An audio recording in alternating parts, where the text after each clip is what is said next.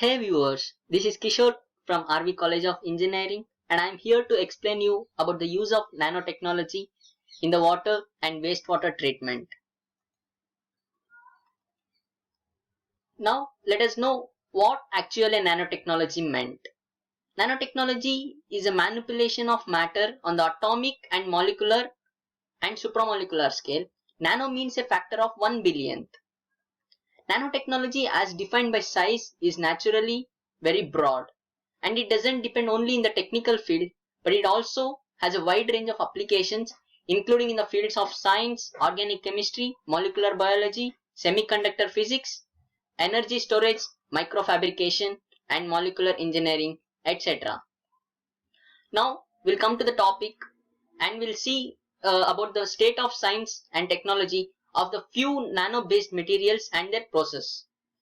Nanomaterials have properties like which are dependent on size and discontinuous property.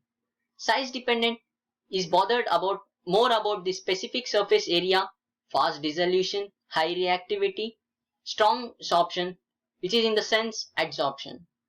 And this discontinuous property which is further divided or which is further dependent on superparamagnetism, localized surface, plasmon resonance, quantum confinement, etc. Now we'll enter to a main branch which is about the approaches of nanotechnology towards the water and wastewater treatment. Firstly, I'd like to tell about the nanoadsorption. As we all know, adsorption is a capability of solid substances to attract their other surface molecules of gases or solutions with which they are in close contact. Solids that are used to absorb the gases or dissolved substances are called adsorbents and the adsorbed molecules are called as adsorbate. There are many adsorbents but currently there are only few adsorbents which are nanoadsorbents that are mainly focused into. And these few focused nanoadsorbents are as follows. That is carbon based nanoadsorbents or the carbon nanotubes which is abbreviated to CNTs. The next is metal based nanoadsorbents, polymeric nanoadsorbents and zeolites. Carbon nanotubes. To tell about these carbon nanotubes or the CNTs, and these are the allotropes of carbon with a cylindrical nanostructure. These have to be stabilized in the aqueous suspension in order to avoid the aggregation that reduces the active surface. Next is the polymeric nanoadsorbents. As we all know, there are many polymeric nanoadsorbents. For example, we'll take about the dendrimers which are utilizable for removing organics and heavy metals.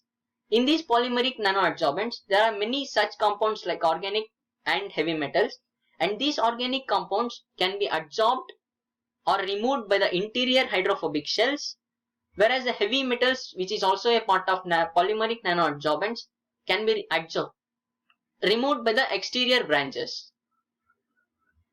And to tell about these zeolites are in the combination with silver atoms have been known since the early 1980s.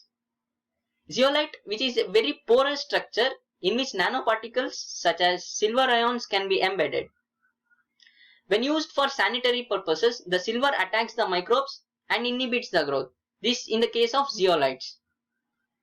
And after this nanoadsorption, we should tell about the nanofiltration, which is also commonly called as membrane filtration or nanofiltration. This membrane filtration plays an important role in removing various types of contaminated things and enables high level of water purification step by step by varying the size of the filters.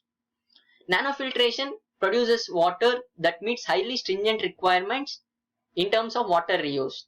Since this process is highly efficient for the removal of organic, inorganic substances, bacteria, viruses, and there are many disinfectants or the infectants which is present in the water which isn't dissolved, we can be removed by using these filter membranes or the nanofiltration. The various types of the membranes which are used for the nanofiltration are in the next slide. We'll check it out. This membrane or the membrane process filtration has achieved a very rapid advancement in the application of for water and wastewater treatments. Like there are few membranes which are nanofiltration, nanocomposite, self-assembling, nanofiber, and aquaporin based membranes. These are few types of membranes. To tell about the nanofiltration membranes, it is also one of the membrane filtration technique. It removes or it filters the particles of greater than 0.5 nanometer to 1 nanometers of size. Nanocomposite materials or the nanocomposite membranes, we can tell that nanocomposite membranes can be considered as a new group of filtration materials comprising mixed matrix membranes and surface functionalized membranes. The incorporation of these zeolites which are used for sanitary purposes and the other purposes, this incorporation of zeolites improves the hydrophilicity of membranes, resulting in the raised water permeability. Further, there are few membranes which are, as told earlier, they are self-assembling.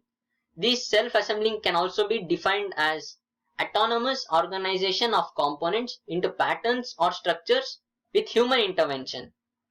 Due to the difficulties in the adoption of the techniques to large-scale membrane areas, up until now, these self-assembling membranes have only been produced in the small quantities inside the laboratory, and it is not widely produced, or it is used widely, or it isn't used widely in the outside. So, to tell about the nanofiber membranes, electrospinning produces fibers by drawing very fine different materials like polymers and ceramics into an electric field. The technical processes ensures a high specific surface porosity and thus a high surface to the mass ratio. Finally, we can tell about the aquaporin based membranes. Aquaporins, as the name indicates, there are pores in the membrane. These aquaporin are the pore forming proteins. These are the proteins and ubiquitous in the living cells as a semi-permeable or some other permeable membranes which has pores. Under certain conditions, they form highly selective water channels that are able to reject most ionic molecules.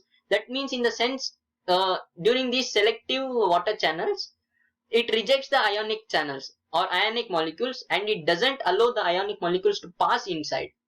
So in this kind, these aquaporin membranes can withstand the pressure up to 10 bar and allows the water flux greater than example required for the brackish water desalination.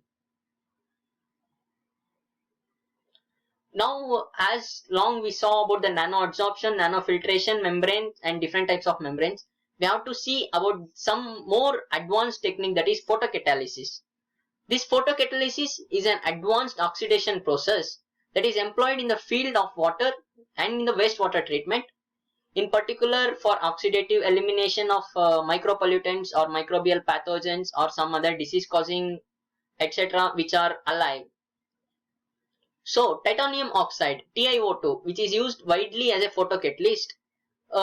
As we know that TiO2 is highly available, low toxicity, cost efficiency, and well-known material properties, and it is well-known for material properties. It is also widely used as a photocatalyst.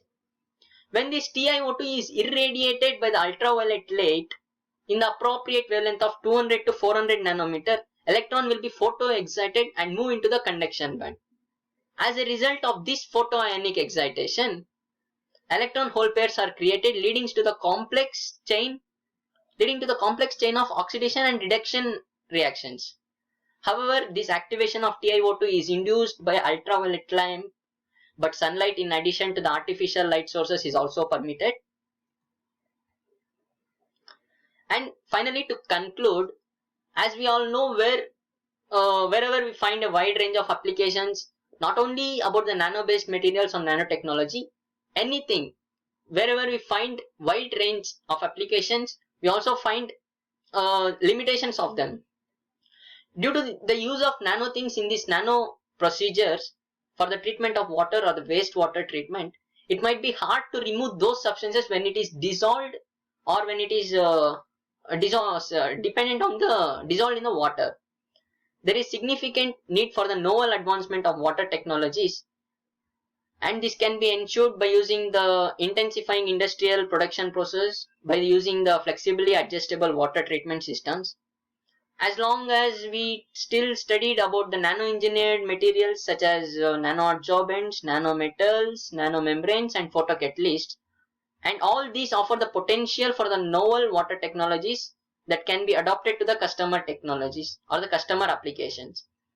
So these nanotechnology or the nano adsorption, filtration or the etc. There are still about the nanotechnology.